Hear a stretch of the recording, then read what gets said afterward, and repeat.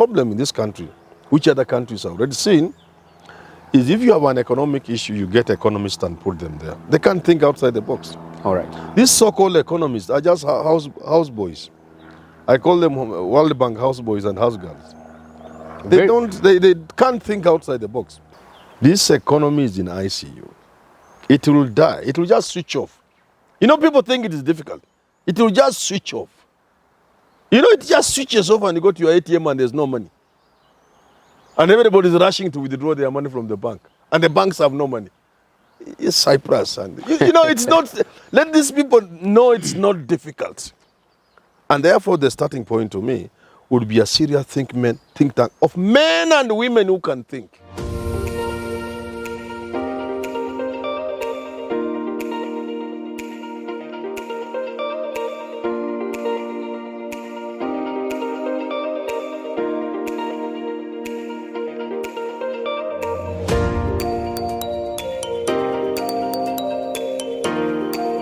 Kenya continues to face a plethora of economic concerns, and now for the current administration as well as the new one that is to come after the August polls, how best can they remedy the situations for the many Kenyans who are saying the Kenyan economy is becoming harsh by the day for them?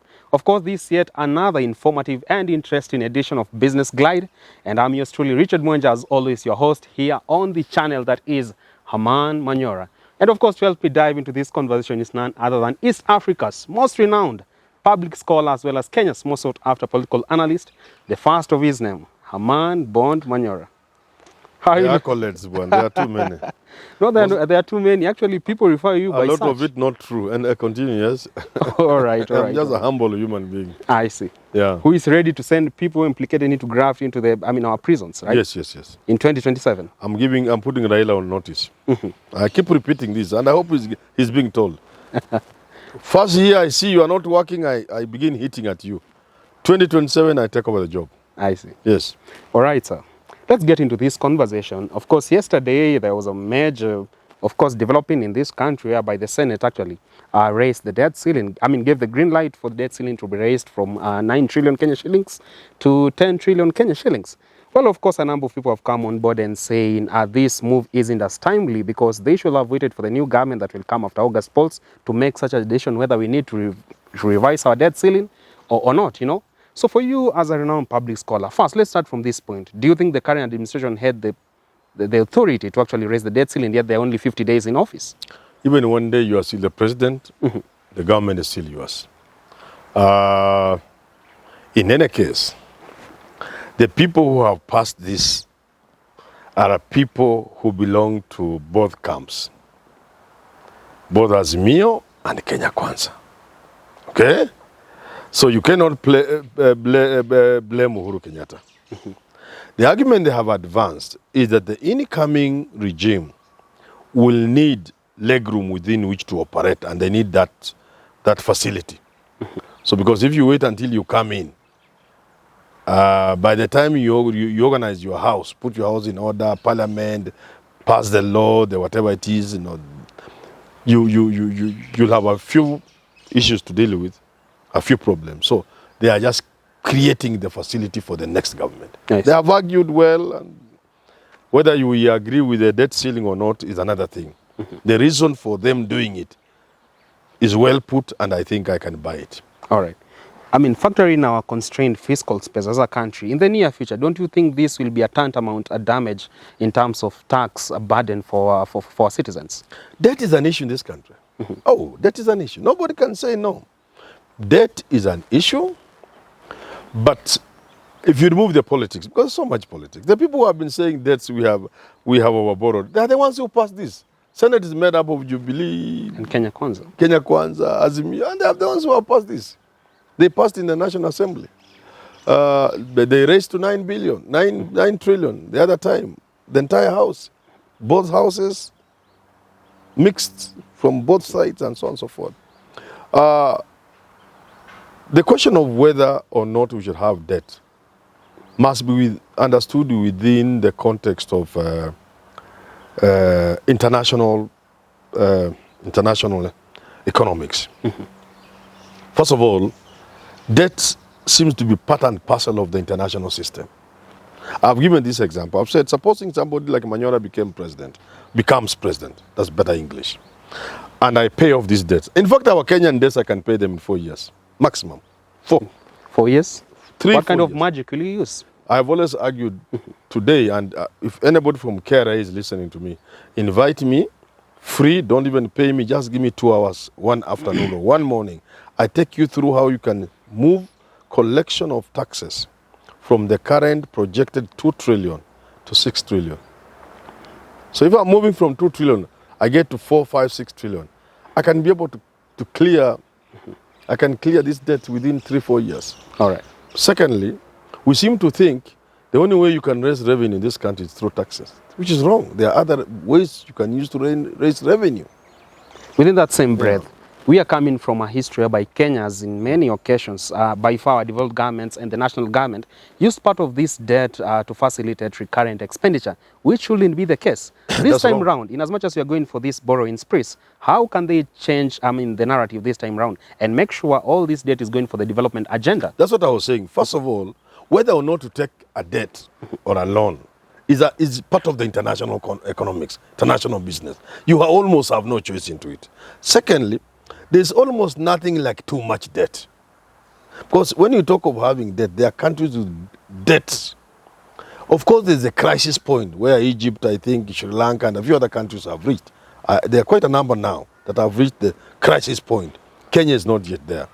But even if you are not there, the question of debt shouldn't be taken lightly. First, there's nothing like too much debt. Mm-hmm. Secondly, there is the question of borrowing. What do you borrow for? What do you do with the money? How do you manage the money? If you get to where Kenya is getting, where you are going to borrow to pay salaries, recurrent expenditure, that is actually just foolish. That is fiscal indiscipline that cannot be allowed anywhere in the world.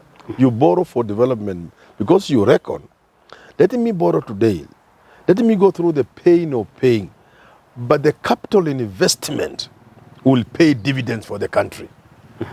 In as much as you are talking about borrowing for development agenda, yes, don't you think this time round we should probably go the different route of, in as much as we invest in investment projects, these are projects that will have an impact on majority of Kenyans, millions of Kenyans, probably go less on, say, road infrastructure or infrastructure that are probably made to impact just a few, a select group of Kenyans. Don't you think we should go for such like agriculture, invest in agriculture, agro-processing and such, which will have a major impact spread across many livelihoods of Kenyans? You see, again, a loan is not a question of just rushing and telling somebody, give me a loan. Yeah. They look at what you want to do.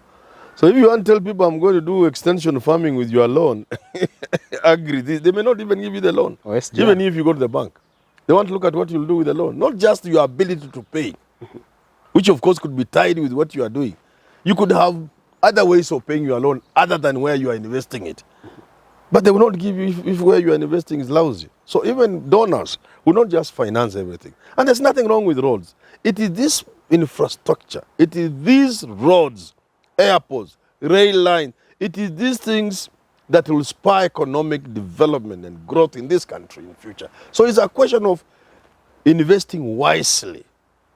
Don't allow people to overcost the roads. Don't allow them to do shoddy jobs. You know, good work, quality for money, and in value for money in terms of the quality, in terms of things like transfer, technology transfer, things like the costing itself, and so on and so forth. That's what matters. And the timeline. For and the timeline, when do you finish and all those kind of things. That is what matters. These other things will fall in place. If you are quite active on social media, which I'm sure you are, just recently you saw the video of a lady going to a supermarket wailing top of her voice when she just got to understand the current prices of flour in this country. You've seen drought cycles come time and again in the northern corridor and all that time. Of course, cost of living is something that has become a Herculean task for many Kenyans to grapple with. For the new administration that has come on board come August, where do they start in terms of making lives easier for Kenyans? Do they start from the energy sector? Do they start from the agricultural sector? Where do we start to slay this giant that is the high cost of living in Kenya? Anybody who wants to be president of this country in the next 60 days or so, must put together a team of intelligent men and women. Think tanks. A think tank. to look at the situation in the country. If they approach this thing business as usual, I have told Raila, I've told Ruto, this baby will die on your laps. This economy is in ICU. It will die. It will just switch off. You know, people think it is difficult. It will just switch off. You know, it just switches off and you go to your ATM and there's no money. And everybody is rushing to withdraw their money from the bank. And the banks have no money. It's Cyprus. And you know, it's not, let these people know it's not difficult. And therefore, the starting point to me would be a serious think tank of men and women who can think. Something we are not good at in this country. Position have already been given. Kenya, I mean, as you say, already allocated some slots to it. Do you think those are the think tanks that will come on board? They can't manage anything. They can't. The Oparanyas? Those they cannot run, the treasury. They can be ministers, but they cannot change. This country requires thinking. If Raila has not put up a think tank, I'm not saying I'm not there, therefore it's not there. But I would be worried. Why am I not there? Kenya Council has Duale. Why hasn't Ruto called me? It has Malala. If he has a think tank. You need people like Manyora there. People can see beyond the box. The danger and the problem in this country, which other countries have already seen, is if you have an economic issue, you get economists and put them there. They can't think outside the box. All right. These so-called economists are just house boys. I call them World Bank house boys and house girls. They can't think outside the box. Very this educated. question, this problem requires a man or a woman, men and women capable of thinking, not bringing the training, not the paper, not because I'm an economist. No. With a number of papers below my belt. Are you capable of thinking? I want to sit with a man here, a man there, a woman there, and I see them thinking. I want to throw questions at them. I want to see them thinking. Real world I want issues. to tell them, like you have asked me, what can you do to lower the cost of living? Start where? Next. That can't work. That can't work. Think. Continue thinking. You're not thinking. Go home, eat ugali, come back tomorrow and think. That's what this country requires. All right. Because the price of commodities, the cost of living in this country cannot go beyond where it has gone. There will be riots in this country. And even if you are Ruto and you win, or Raila, and the maize flour, I couldn't believe it. I was in a supermarket. It's over 200 shillings. Imagine. With the people in a country whose minimum wage is like 15,000 shillings. And farmers in Eldoret are crying. Where police and teachers are earning less than 30,000 shillings. Maize flour is 200 shillings. You think it's sustainable? There will be riots in this country. And it will be gone. Even fighting for presidency for Raila and Ruto is a waste of time. Are you trying to say Kenyans have extended grace to these leaders? They have tried to be patient enough. Beyond it. My sister, who I assist, my son lost his wife. So young children, I gave them to my sister. So I'm the one who feeds her. So she told me, "Here's money you are giving me, bro." I told her, "Don't be greedy, I'm only assisting." She told me, Goro, the 2 kilogram thing in Luya's called Goro, is 150. What? Then, after a week, she told me it was 180.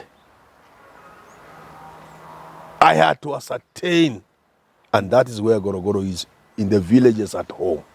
180.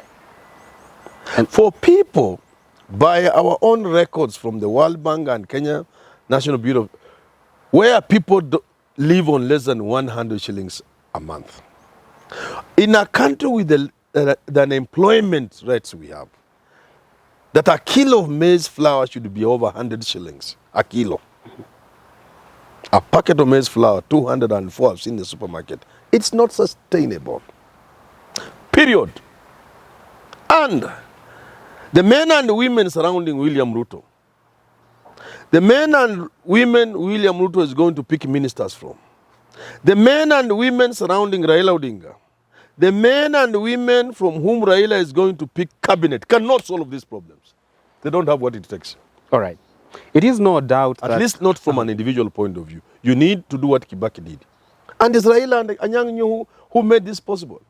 Raila and Anyang' Nyong'o and those young thugs helped Kibaki put together a team, an economic team, a miracle team that came up with a blueprint that made Kibaki do some of the things. We still have Anyang' Nyong'o, of course, very, very much active in the world of politics and governance. Yes. We have Mukisa Kitui. Are these the people probably as... Those are the people they should tap into. Not them now doing it, borrowing from that. You need new thinking. Not them.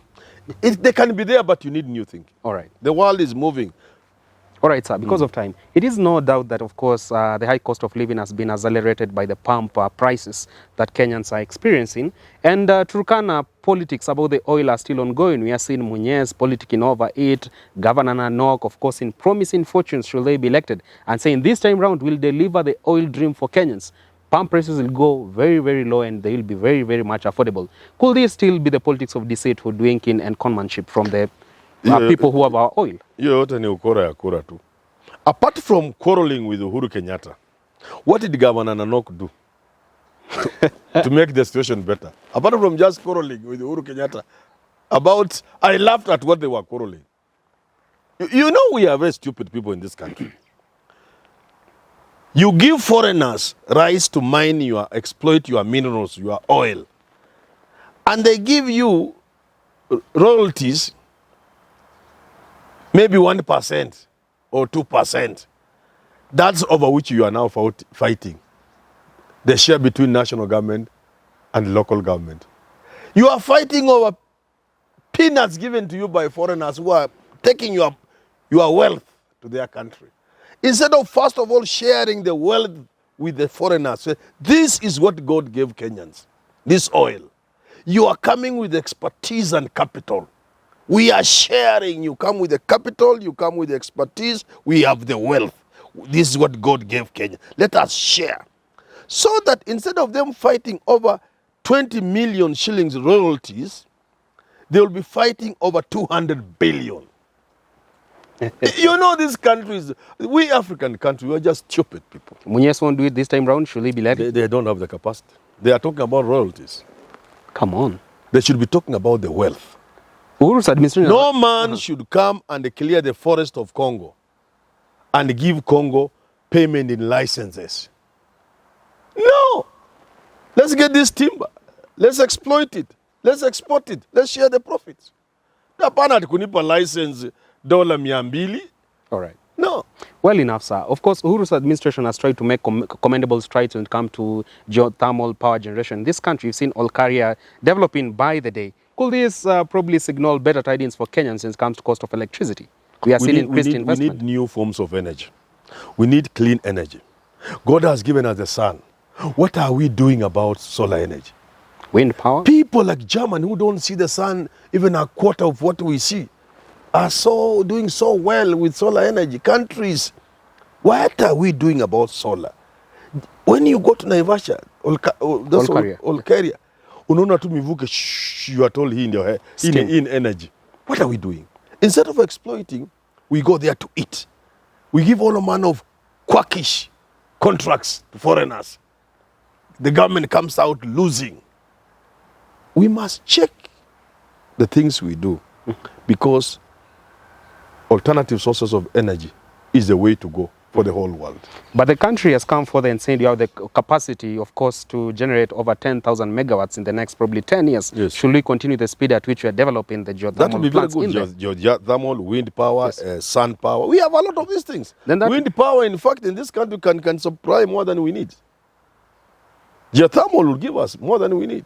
We don't even need to have a hydroelectric power. So instead, you are trying to say we should expedite our efforts and also make sure it's transparent enough. Correct. So that, you see, once you have sufficient energy, you can then talk about cost. The cost can be reduced to hitherto unimagined levels downwards. You see, we need to ensure the cost of electricity in this country goes down so that doing business is possible. All right. So that manufacturing is possible. As it were today, you factor the cost of electricity in manufacturing and you can't start. All right. There are a number of concerns, economic ones, that our viewers wanted us to cover, but because of time, because my director is flagging me down, let's close it at this. We'll pick up from the second edition that will come probably next week on matters to do with cost of living. We've seen Uhuru taking over from Kibaki in 2013. At the time, the cost of living was quite low. And in as much as we have had the COVID-19 pandemic, we've had the Ukraine-Russia war, which has made, of course, kind of disrupted the global supply chains. Don't you see that still people will remember Uhuru as this president who left the government with, with an despicable cost of living that in as much as you had all these catastrophes, he could have done much better. Don't you think that will be the legacy we'll be leaving behind? This is a global problem. The cost of living across the world is unimaginable. Cost of fuel in America has never been like that. Nobody has imagined it could be where it is. The cost of living across the world is unimaginable. People are beginning to feel the impact of the corona pandemic. Before they can settle on that, there is the issue of Russia-Ukraine war. And even before that, shipping lines have colluded. When people are dealing with the pandemic, shipping lines were colluding transporters. Port logistics. Yeah, to just blow things out of proportion in terms of the cost of shipment. So there's so much that's happening in the world today that you cannot place on the doorsteps of Uhuru Kenyatta. From a governance. So that even if Kibaki had been a young man and we told him, we're in the lair, na akue bado president, hii unga ingekuwa mali iko. Kama Kibaki tungemwongeza miaka ingine 10. Akue bado ako kijana. Tumbe mwambie wewe usiende nyumbani. You have been such a... And there was that talk, of course. Ambia wachana na Kibaki. Sama wachana na you. Assuming he had been young and you gave him, the cost of unga will be where it is today with Kibaki at State House. That's why I'm saying this thing calls for completely new thinking. Radical surgery. Yes, radical thinking. A paradigm shift in many areas. Not just, oh, let us focus on this, let us reduce. It won't work. You need to think, put everything within the international, within the context of international happenings and things that are going on. Look at the oil, long term. We are yet to get it. Russia and Ukraine are major grain producers and exporters. You get what I'm saying? The impact of the Russia-Ukraine war in terms of grain supply in the world is yet to be felt. It will be impossible. You are a governance expert and a senior citizen. Just as we wrap up, so are you trying to say Uhuru, as a president, has tried his best and actually that is within the capacity he could have done? Are you satisfied that he has done his best? He has done very well. He has tried his best and he has done a good thing, commendable job. Somebody else could have done it better. There's a lot he could have done to make the situation better. But so far what he has done is commendable. Skeptics who are calling him a lame duck king, are they just... What Uhuru has failed to do, that button he has not touched to mitigate the suffering of Kenyans. Because many of the things are beyond him. And some of the things he could do, he has done. That bit that has been left, the capitalist button, Raila doesn't have the courage to touch it. Probably William Ruto has. William Ruto, in fact, is far from him. Is even worse. Nobody has the courage. Wajakoya or Mwaure, we maybe have Wajakoya. You need somebody, a mad person in the State House to touch that capitalist button. A mad person. It's a mad person. A mad person. And if you can't get a mad person, let him get a team that may include a few mad men and women. All right. I think actually Herman Manyora is signaling if Uhuru Kenyatta cannot get a mad person, he should get him on board. Somewhat, I think that's what he's signaling. Not because I'm mad. All right, that's how we wrap up this conversation here on Business Glide, an informative show that we hope will have an impact on the future of Kenya's economy. We are always honored anytime you join us for these conversations. Before I leave, time for our Fan of the Week segment. And today, it is none other than a beautiful lady working at PricewaterhouseCoopers, Lini Kamanda from Makadara, Nairobi. Lini Kamanda, thank you very much for being part of us. I always get very excited when ladies are part of this show because many women think, in vitu wanaume hapana, you need this country, join the conversation. When there's a discussion on TV, wacha kusema hii ni ya mzee, hata wewe watch discussion. Yeah. You can be the next Martha Karua. Yeah, you can be the next Martha Karua. Or Gladys Boshele. Yes, and even your daughter will want to see you talking, understanding how the country is working, not just the D. All right. Yeah. Well, of course, that's why we wrap it all. Of course, as always, we give you posted on our African proverb of the day that comes to your screen right after I sign off. And with that, I leave you with the African business proverb of the day. Until next time, God bless.